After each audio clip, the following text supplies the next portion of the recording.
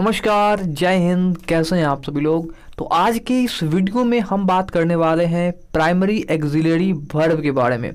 अब एक सेकेंड रुकिएगा ज़रूर, मैं आपको बताता हूँ कि मैं इसी टॉपिक पर बात क्यों करने वाला हूँ।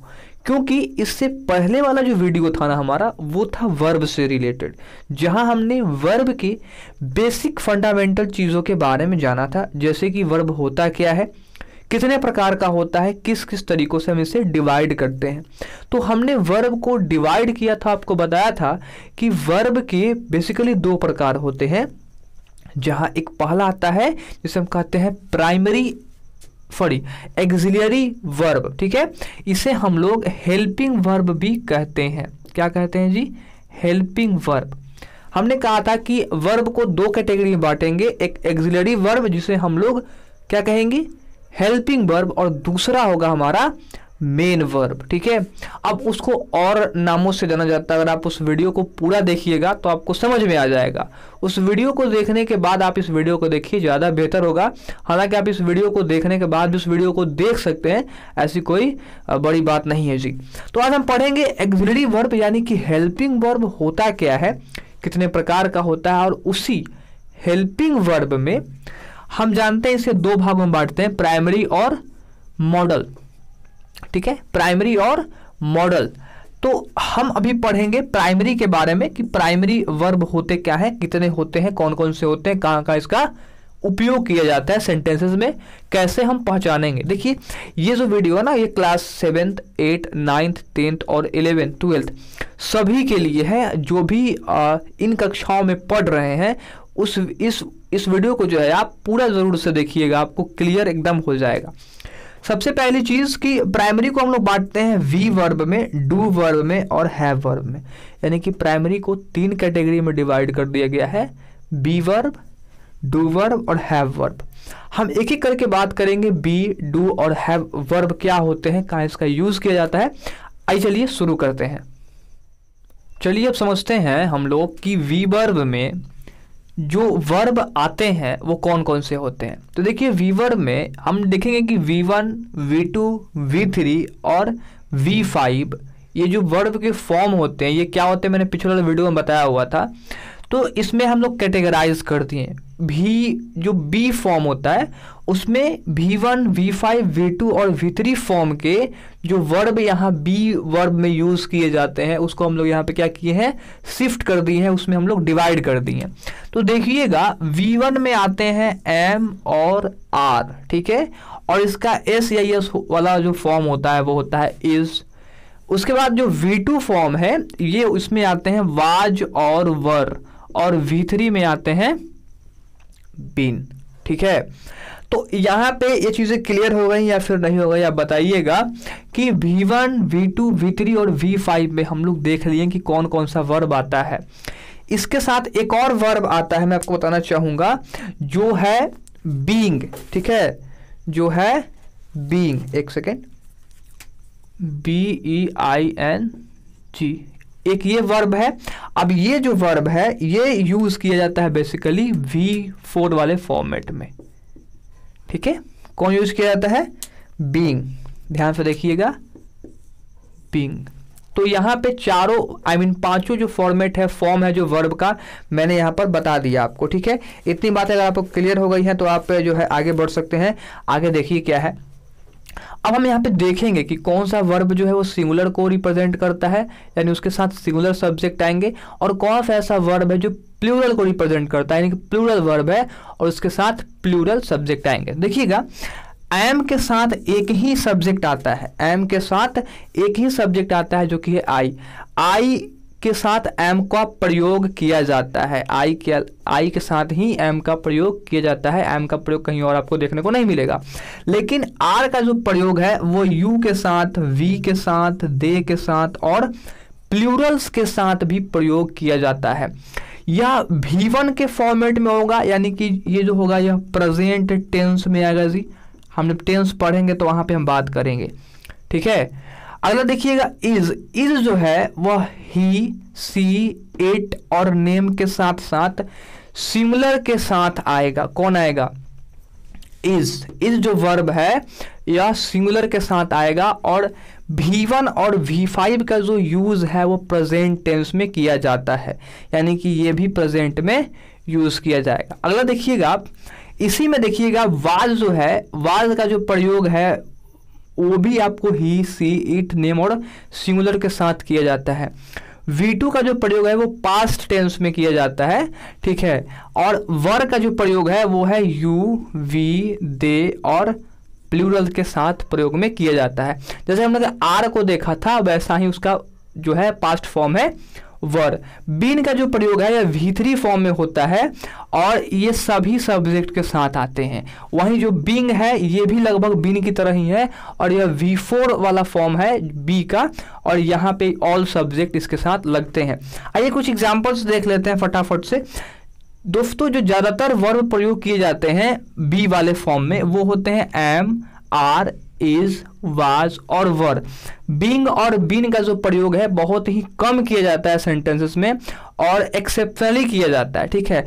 एक्सेप्शनली नहीं कहेंगे, यू कह सकते हैं कि उसका प्रयोग कम किया जाता है। लेकिन इन जो है 4-5 जो वर्ब है बी में आते हैं जो उनका प्रयोग सबसे ज़्यादा किया जाता है। आइए कुछ एग्जाम्पल्स देखते हैं, जैसे कि ही वॉज एन इंजीनियर, वह एक इंजीनियर अभियंता था। तो आप ध्यान से देखिएगा यहाँ पे एक वर्ब आया हुआ है बी, वर्ब जो है वॉज, ठीक है। यहाँ पे जो ये आपको दिख रहा है वॉज, ये एक मेन वर्ब का कार्य कर रहा है, ठीक है। मेन वर्ब का कार्य कर रहा है, क्यों कर रहा है?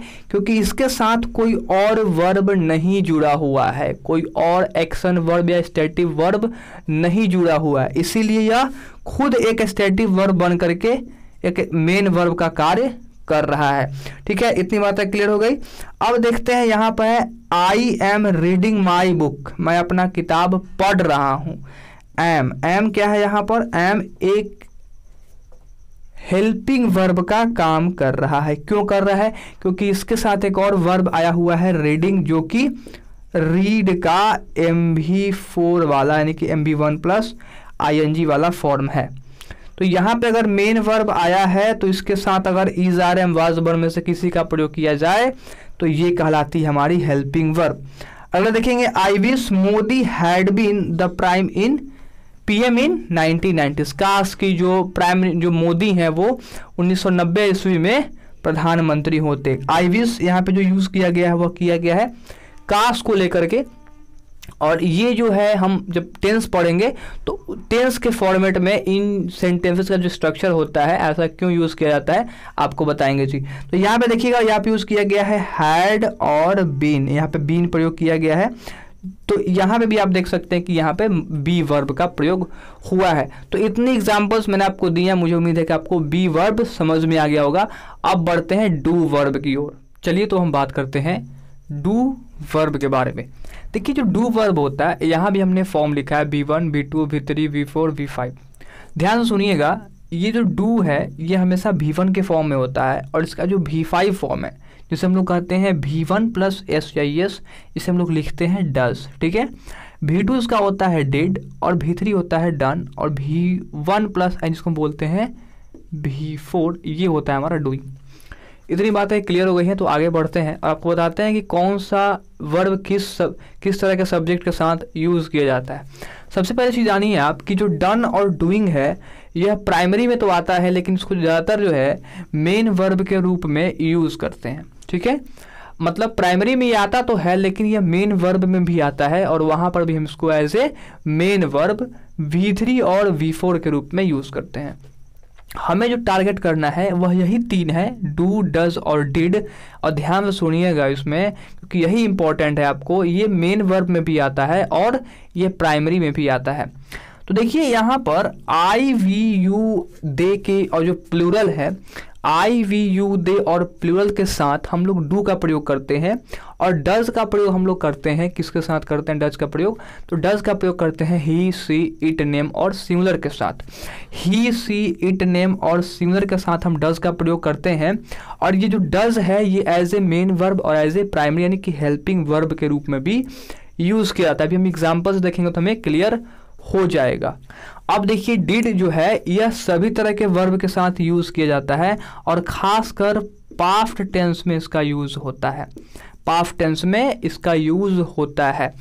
अभी मैं आपको एक और चीज़ बताता हूँ आपको कि डू और डज जो है वह प्रेजेंट टेंस में यूज़ किया जाता है, डिड को पास्ट टेंस में यूज़ किया जाता है, और जो भी3 है डन और डूइंग, इसको हम लोग as a main verb use करते हैं। ठीक है, इतनी बातें क्लियर हो गई। अब समझते हैं एग्जाम्पल। देखिए यहाँ पर सारी चीज़ें क्लियर हो जाएंगी। एग्जाम्पल में क्या देखिएगा, I do not do any work, इसमें दो डू आए हुए हैं।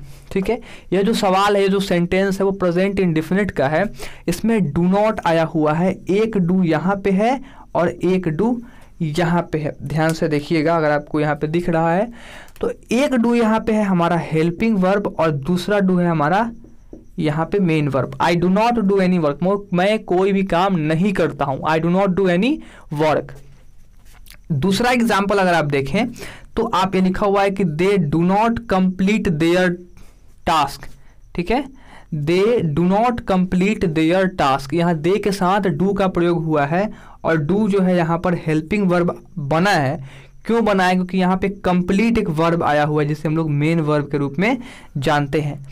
ठीक है, they do not complete their task, उन्होंने अपना टास्क कंप्लीट, वो अपना टास्क कंप्लीट नहीं करते हैं, वे अपना टास्क कंप्लीट नहीं करते हैं। ठीक है, तो अगला देखिएगा, he did not go to Ranchi, वह रांची नहीं गया। ठीक है, तो यहाँ पे डिड का प्रयोग हुआ है और साथ ही साथ एक वर्ब भी आया हुआ है गो, तो ये है हमारा मेन वर्ब और ये है हमारा हेल्पिंग वर्ब। अगला देखेंगे सेंटेंसेस। अगला सेंटेंस में कहा है कि I did make a mistake, I did make a mistake, make भी आया हुआ है और डिड भी आया हुआ है, ये हेल्पिंग वर्ब है और ये मेन वर्ब है। इसे हम लोग आई मेक अ मिस्टेक भी कर सकते थे, लेकिन यहाँ पे डिड का प्रयोग किया गया है। क्यों किया गया है?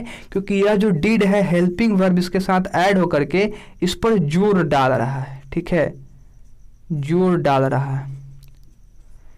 I did make a mistake, मैंने गलती किया है, इस पे जोर डाल रहा है, सेंटेंसेस पर जोर डाल रहा है। तो अगर आप यहाँ पे देखेंगे कि हेल्पिंग वर्ब के रूप में तो यहाँ पे यूज किया गया है, यहाँ पे मेन वर्ब के रूप में भी यूज किया जाता है।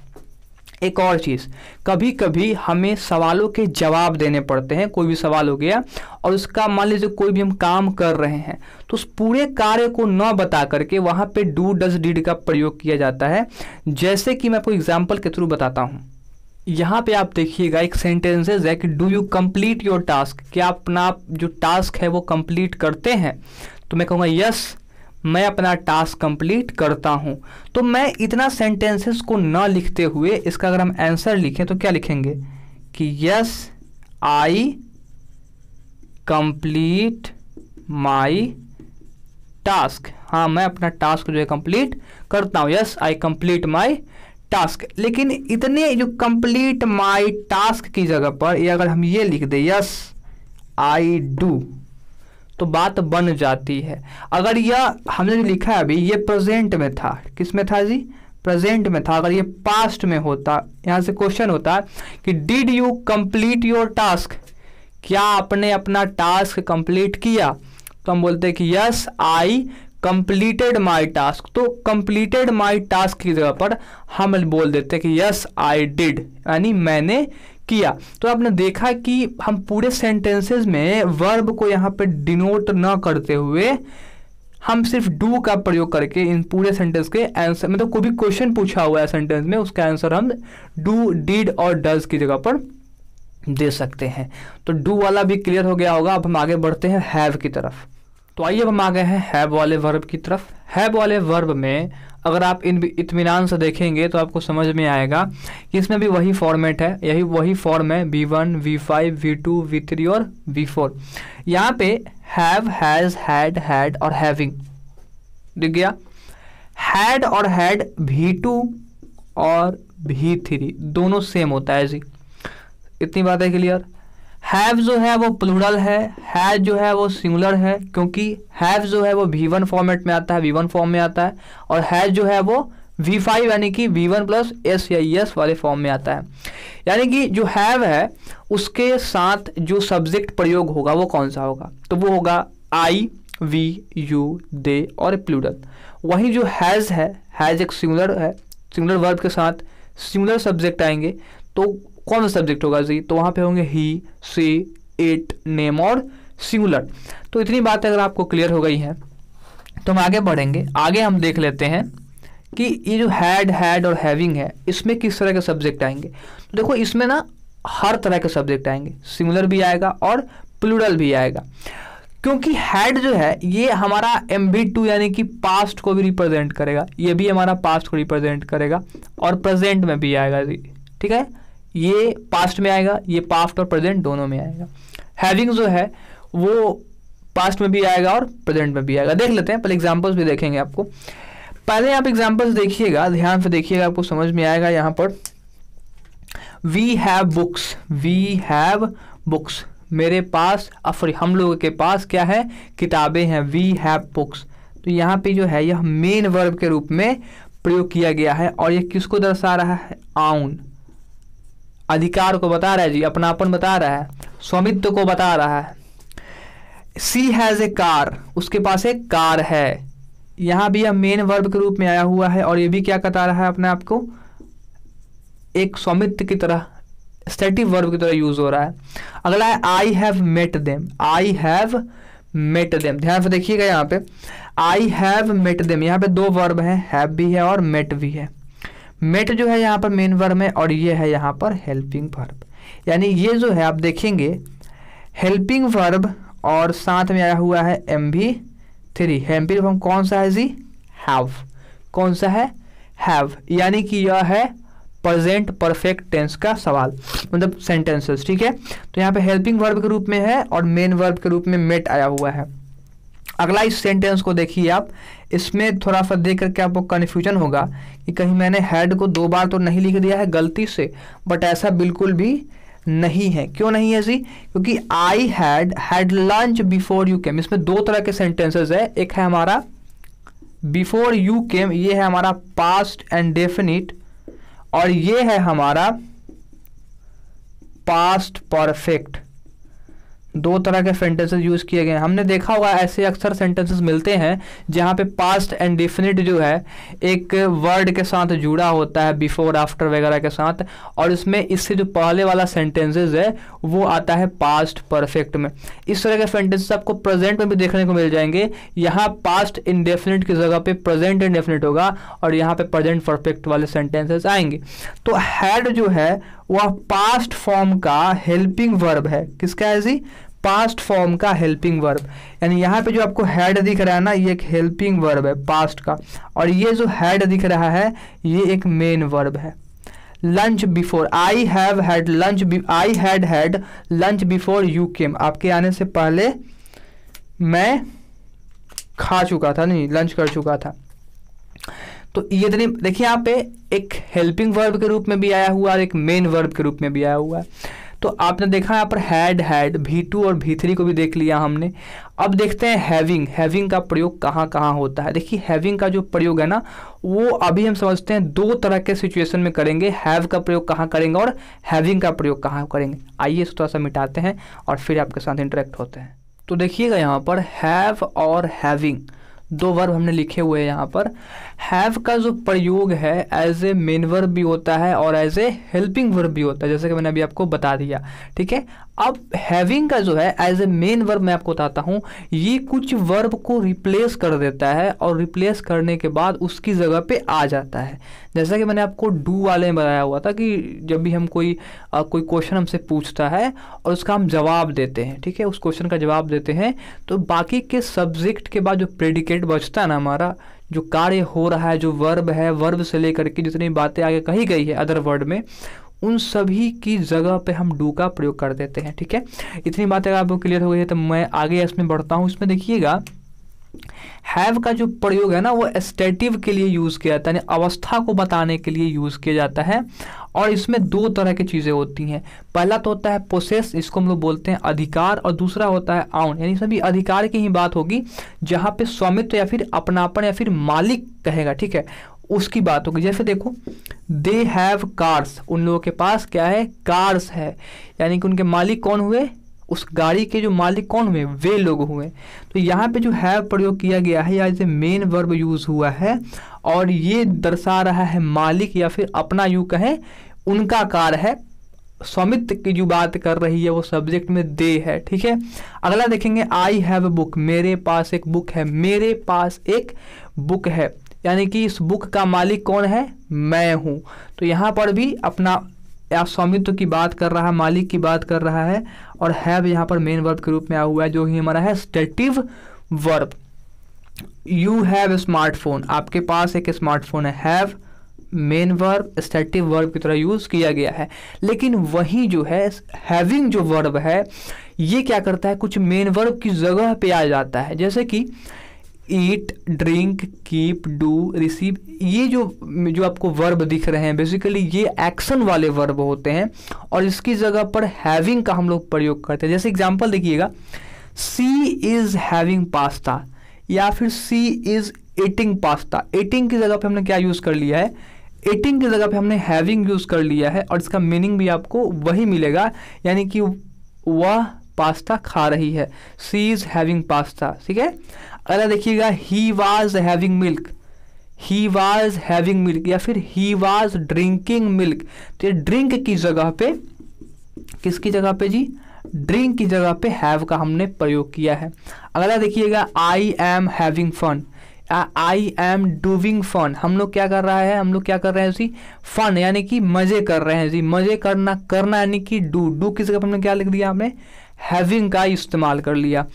I am not having cash on me, having यहाँ पे जो हैविंग यूज किया गया है वह रिसीव को लेकर के, या फिर I am not receiving cash on me, इसकी जगह में क्या लिख दिया हम लोगों ने, इसकी जगह पर लिख दिया हम लोगों ने I am not having cash on me. तो अभी तक हमने जितनी भी बातें की है मुझे उम्मीद है कि आपको समझ में आई होगी। अगर आपको नहीं समझ में आती है इतनी बातें तो वीडियो को रिपीट करके ज़रूर से देखिएगा, नीचे कमेंट में लिखिएगा कौन सी बातें आपको समझ में नहीं आई। नेक्स्ट वीडियो में आपको ट्राई करूँगा कि आपके द्वारा जो सुझाव दिए जाएंगे, जो क्वेश्चन आएंगे उस पर वीडियोज़ बनाओ। इस वीडियो में बस इतना ही रखेंगे। चैनल पर आप पहली बार आए हैं सब्सक्राइब जरूर से कीजिएगा, वीडियो को लाइक कीजिए, शेयर कीजिए। आप हमारी पुराने वीडियोस को भी देख सकते हैं जहां मैं आपको आसान भाषा में, हिंदी में और थोड़ा सा इजी करके बताने की कोशिश करता हूं। और हम लोग जहाँ थोड़ा सा एक्सप्लेन करके चीज़ों को पढ़ते हैं, जो चीज़ें हम लोग जूनियर में पढ़े हैं उसको थोड़ा सा एक्सप्लेन कर लेते हैं और उनको बड़े करके, मतलब यूँ कहना कि हर चीज़ों को हम पॉइंट टू पॉइंट पढ़ लेते हैं, जिससे बेनिफिट ये होता है कि हम आगे चल करके जो भी हम चाहे कंपटीशन में जाएं या फिर हम किसी चीज़ की तैयारी करें तो वहाँ पे कोई भी दिक्कत आने वाली बिल्कुल भी नहीं है। तो मुझे उम्मीद है कि आपको वीडियो अच्छी लगी होगी। लाइक कीजिए, शेयर कीजिए, सब्सक्राइब जरूर से करिए चैनल को। मैं मिलता हूँ आपसे अगली वीडियो में। फिलहाल इस वीडियो में इतना ही। नमस्कार एंड जय हिंद।